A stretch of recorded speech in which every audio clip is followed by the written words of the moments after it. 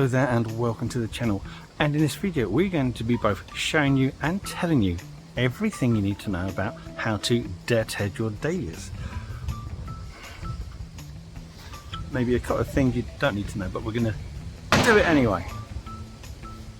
Right, now before we start, I just need to point out the relevant parts of a dahlia flower which are important and will make sense later on when we talk about the timing of your deadheading and also when you make your cuts.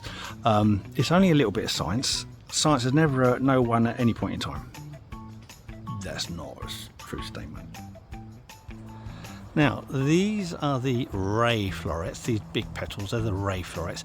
These are sterile, and in the centre here are your disc florets, and these are like your true flowers, and these are fertile. So your seeds are going to be germinated and produced inside here, this bit, that's important. And what you'll see on this is a very young flower, so you've got hardly any protrudence of these stamens going through those yellow bits. Now, if we look on like on a more advanced flower, and we can see the anthers and the stamens far more clearly, and what you'll see is they'll open up on the or start protruding on the outside, and then they move inside. And see if we can find another flower that's even further advanced. Here you go. So the disc florets are they're fully matured. They're open. You can see all the male and female parts within that flower, and that is about as mature as it gets before it goes starts to fade and drop all the flowers off, like that one there. Now, these flower buds, the size and the shape of these will vary depending on the cultivar, but this is fairly typical. It's a rounded flower bud. You can see the petals just starting to break there. And once all these disc florets have been pollinated, it will drop its flowers because it doesn't need to attract any pollinating insects anymore. And once that's gone, you'll see these sort of outer coating of bracts, I think these are, oh no, they're the bracts, peduncle. And what happens is these will start to close in on itself, like this one here. So often people mistake that to be a flower bud waiting to open, whereas indeed this stumpier, stockier one is a flower bud that's about to open. And one of the identifying features of one of these flower buds is if you squish it, you tend to get water dripping out of it. There you go, so water dripping out of it.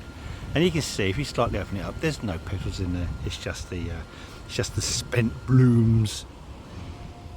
So once that initial flush of blooms has been pollinated, and those flower buds have reclosed up in that sort of like more pointy shape, then the signal is sent, or signal is being sent all the time once these are pollinated to the plant in general to say it's all right, planty. We're producing seeds now, we've got a lot of them, we don't need to produce any more flowers. So if you just leave the plant as it is like that, with all the old seed heads on there developing, then it will stop flowering.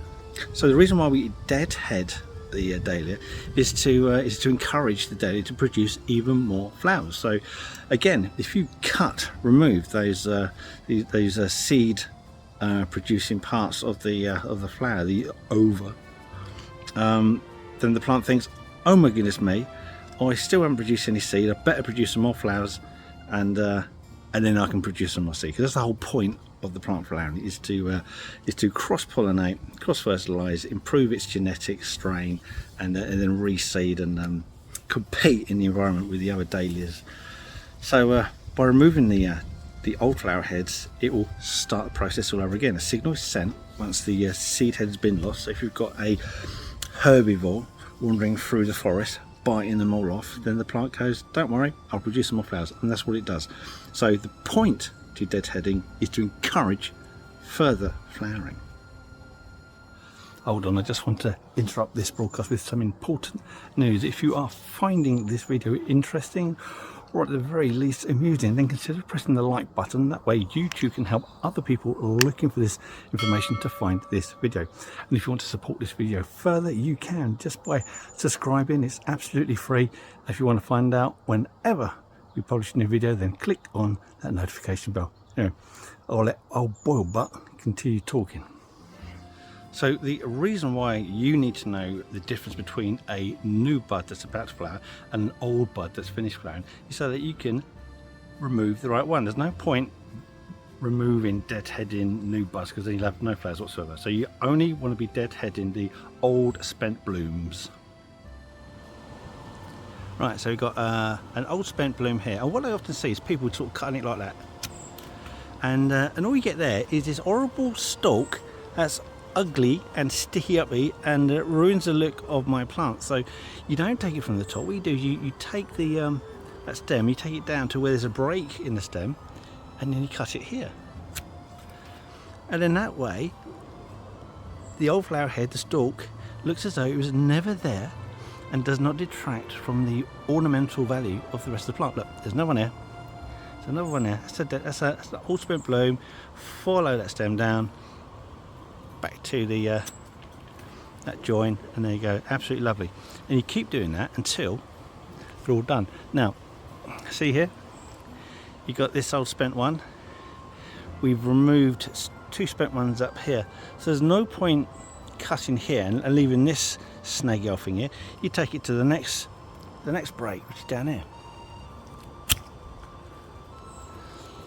So that's 3 dead blooms gone, no snags. It doesn't look as though they were even there in the first place.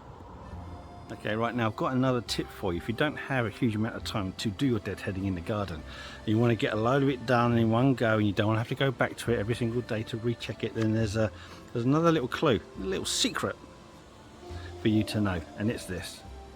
Okay, so this is a newly open flower bud. If you look at the back of it, it's got even colour and an even shape around the bloom. But if you look at an old one, the colour has faded and the tips of these petals are starting to turn in on themselves. So if I just turn this one around, you'll see that again at the front of it we've got bleaching, we've got colour fading, and the anthers in those disflorets are fully extended. So it's not going to be long. I mean, probably just a day or so before it's going to start dropping some of these petals. So if this is about to drop its petals and then look ugly, then you've got to consider taking any bloom that looks like this.